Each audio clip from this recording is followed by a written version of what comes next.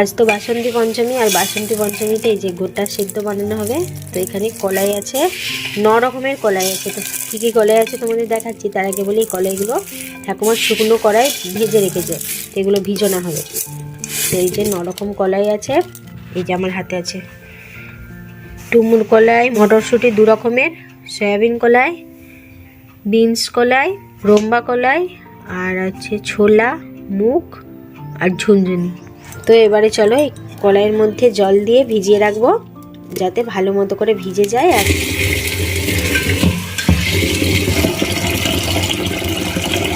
দেখো পুরো একেবারে হাঁড়ি ভর্তি করে জল দিয়ে দিয়েছি। কলাইটা এখন বিকাল পর্যন্ত ভিজবে, তারপরে গোটা সেদ্ধ রান্না হবে। আর এখানে সমস্ত মানে গোটা সেদ্ধতে যে সব সবজিগুলো দেওয়া হবে সেইগুলো এখানে রয়েছে। আর গোটা সেদ্ধ মানে সবটাই গোটা গোটা দিতে হবে, সবটাই গোটা গোটা দিতে হবে। কলাইয়ের সাথে গোটা গোটা সবজি দিয়ে সেদ্ধ করাবে। তো কী কী আছে চলো তোমাদের দেখাই। এদিকে আছে বেগুন, শিম, মিষ্টি আলু, রাঙালু, এদিকে আছে গোল আলু, নতুন আলু মানে জমি থেকে নিয়ে আসা হয়েছে। আর রয়েছে পালং ডাঁটার গোড়া, মানে পালং ডাঁটার গোড়াগুলো এখানে রয়েছে। সাথে পুনকো শাকেরও গোড়া রয়েছে।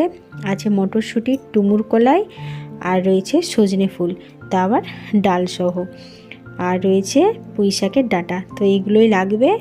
আর আমি এখন বসে পড়েছি বেগুনগুলো মানে ভালো করে দেখে নিতে। বেগুন, শিম এগুলো ভালো করে দেখে নিতে হবে। আলু, মিষ্টি আলু এগুলো আর দেখতে হবে না।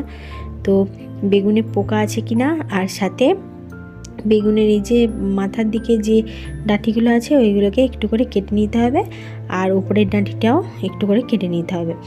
তো এখন বেগুনগুলো আমি মানে ঠিকঠাক করে দেখে নিচ্ছি। আর সাথে শিমগুলো পাশে মানে শিমের মাথা থেকে ওই পাশের ছালগুলোকে একটু করে ছিলে নিতে হবে। তো বেগুন, শিম এগুলোকে ভালো করে দেখে বেছে নিই।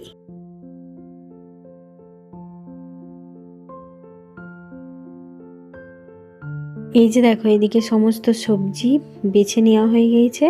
তো এই যে দেখো প্রায় এক ঝুড়ি শিম হয়েছে। এদিকে গোল আলু, মটরশুঁটি, পালং গোড়া এগুলো সমস্তটা রাখা আছে। আর এইদিকে রয়েছে বেগুন আর মিষ্টি আলু। তো সমস্তটা বেছে নেওয়া হয়ে গিয়েছে। আর এই যে এই হাঁড়িটা দেখতে পাচ্ছি, এটাতেই গোটা সেদ্ধ বানানো হবে। রান্নাবান্না হয়ে গিয়েছে। তো এবারে ঠাকুমা গোটা সেদ্ধ বসাবে। আর এইদিকে দেখো কত বড় লোহার খুন্তি। তো এই খুন্তিটা দিয়ে গোটা সেদ্ধ রান্না হবে, কি সুন্দর দেখতে দেখো। তো চলো ঠাকুমা এবারে গোটা সেদ্ধ বসাবে। তো এই যে গোটা সেদ্ধ হাঁড়ি বসিয়ে দিয়েছে, আর উনুনও জ্বালিয়ে দিয়েছে। আর এইদিকে দেখো মানে হাঁড়িতে ঠাকুমা কলাই দিয়ে দিয়েছে। আর এখন শিম, বেগুন এগুলো দেবে না, এগুলো তো নরম, মানে তাড়াতাড়ি সেদ্ধ হয়ে যাবে। আর গোটা সেদ্ধ করে সন্ধে দেখিয়ে তারপর হাঁড়ি নামাতে হবে। ওই জন্য এখন মানে কলাইয়ের সাথে ডাঁটা, পালংগোড়া এগুলো দিয়ে দিচ্ছে। তো একে একে ধাপে ধাপে সমস্ত সবজিগুলো কলাইয়ের সঙ্গে দেবে। তো কলাইটা সেদ্ধ হতে দেরি হবে, ওই জন্য কলাইটা প্রথমে দিয়ে দিল।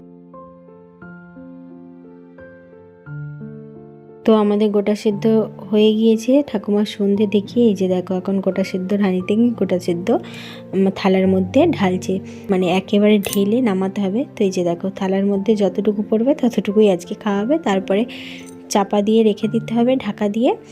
কালকে পুজো হলে তারপরে গোটা সেদ্ধর হাঁড়ি খোলা হবে। তো এই যে দেখো এই থালাটার এক থালা গোটা সেদ্ধটা ঢালা হয়েছে, একেবারে পড়েছে। আর এর থেকে আমিও একটু নিচ্ছি। আমার গোটা সেদ্ধ খেতে খুব ভালো লাগে। তো তোমাদের কার কার ভালো লাগে জানিও। আর আমার বাপের বাড়িতে গোটা সেদ্ধ নেই, তো শ্বশুর বাড়িতে আছে, তো খুব ভালো লাগে। এই যে দেখো এখন সকালবেলায় মা ষষ্ঠী মায়ের পুজো দিয়ে হাঁড়ির ঢাকা খুলে দিল। তো এবার সবাই মিলে গোটা সেদ্ধ আর মুড়ি খাবো। তো চলো ব্লগটা এখানেই শেষ করছি, দেখা হচ্ছে পরের ব্লগে।